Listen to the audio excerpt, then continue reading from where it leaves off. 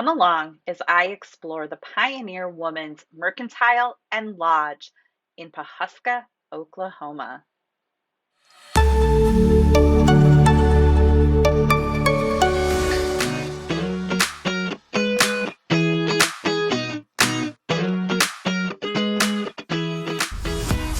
Morning. It is day 10 of my RV journey, and I am in Tulsa, Oklahoma for 2 nights, maybe 3, but probably 2. Today I'm just playing tourist, and I'm kind of excited. If you're at all familiar with the Food Channel, the Pioneer Woman is in this area. And she has, I think it's Pawhuska, Oklahoma. She has a Mercantile in town, and I'm going to go visit that. And then the day of, you can try to get tickets to go out to the lodge where they film the show. I'm not like the hugest fan of any Cooking Network stuff, but my mom was a huge fan of the Pioneer Woman, and when I was living with them, I'd often come home and you hear Reed Drummond's voice the second you walk in the door, and you know what mom's watching. So it's just a little like nostalgic for me to go out, and there's always a chance that they'll be out there, her and Lad. But that's what I'm up to today. You can see I don't have Winnie attached. I feel like I'm missing something. Winnie's gonna stay here at my harvest house for the day, and I'm like free. I don't have to worry like the wind might still push me around, but it's just my truck. I don't have the trailer behind me whipping around too. So I'm kind of excited to get out without Winnie for a day. And then I have 4 or 5 more days of driving to get down to Phoenix, and so I'm gonna kind of try to beeline it, but yet take my time, because I know there can be pretty heavy wind going east-west, headed west. So I'm gonna take my time, go slow, still do a few Route 66 things along the way, but I want to get down there for Thanksgiving. If it doesn't happen, it doesn't happen. That's fine. But I definitely need to be there by Saturday. Well, Friday, because Saturday is the We're Moving Forward, the TBI Survivor Group. It is their Christmas party. So I can't miss that. So I have to get there by Friday for sure, which I for sure will get there by Friday. But I would like to get there Wednesday so that I can spend Thanksgiving with some friends. They're just going to Cracker Barrel, but I'm like, that sounds great to me. All right, so let's go check out the Pioneer Woman.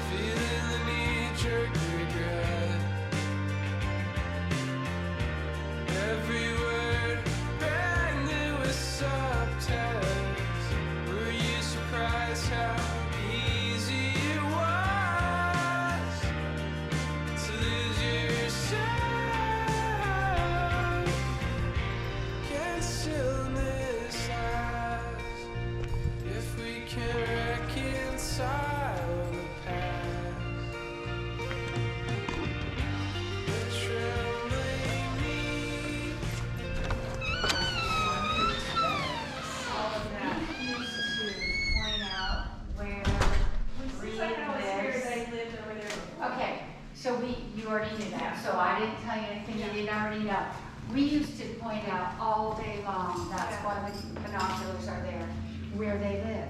But people have become crazy. And they were getting uninvited guests driving up in their yard, driving rogue through the country and ended up in their yard, knocking on their door. So we were recently asked if we would just no longer point out where they live. Yeah. So would these all be ranch hands? Cowboy Josh lives in this first house. The second house is now just, it's uninhabitable. It has been for a few years, and they intend to take it down. But you know, you got to have the right conditions. No wind. You got to be green. No drought, and all hands on deck. So eventually that'll be taken down. And then the third house on the end is still a good little sound house. That's where it was good enough for Paige Sherman. She quarantined there when they were filming during COVID. She tested positive for COVID, and they said, "Get out of here! Don't bring that home." Was that a dirt bike?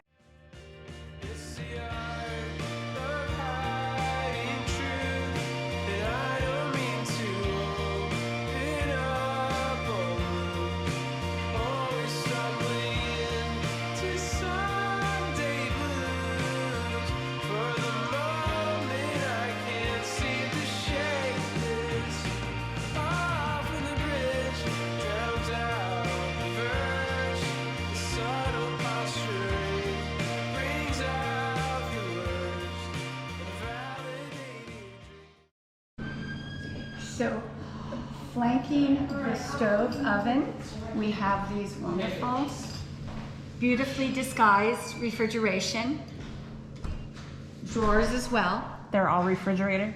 It's refrigerator and freezer drawers. Oh. And on this side as well. And hidden behind these beautiful cabinet doors are the dishwashers.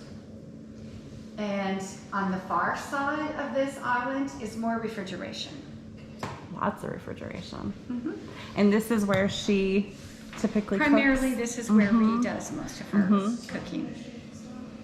And then over here is where we see them enjoy their meals. Yes. Yeah. And The I love all the fireplace. Christmas. Yes, the fireplace. The fireplace is one of the few features in the lodge that is original to the lodge, which was built in 1960. However, even the fireplace has evolved. It was not originally a see-through fireplace. It was a one-sided fireplace, and it was essentially just straight up and down. More narrow even than it shows now. All of this was added. The seating around it, the hearth, they made it a see-through, a two-sided fireplace. I love that. Mantles on both sides. So do I. And then where you store the wood on the other side. The far side of the fireplace, the back side of it was actually a hallway. This was a hallway with bedrooms lined up here. And how long have the Drummonds owned the lodge? 1985. In 1985, Charles Cotting, the former ranch owner, died. And his sons inherited this ranch. This ranch was a large ranch, 25,000 acres. And when the kids inherited it, they sold it to Lad's dad, Chuck, and his brother, Tom. So they've owned it since 1985. And it came with the lodge. The lodge was built in 1960 to offer accommodations to ranchers that were coming here from all over the United States, hauling their cattle, their prized cattle, to have them participate in the crossbreeding studies which were occurring down below us. This is actually just the remnants of what was once a very impressive research center. It was called NOVA, and it was run by OSU. At that point, Charles had an airstrip built up in this pasture that you passed on your way here. that pasture actually, that's still a usable airstrip if there were, let's say, an emergency. So that they could fly in the semen. And that's why we have those stone steps out here.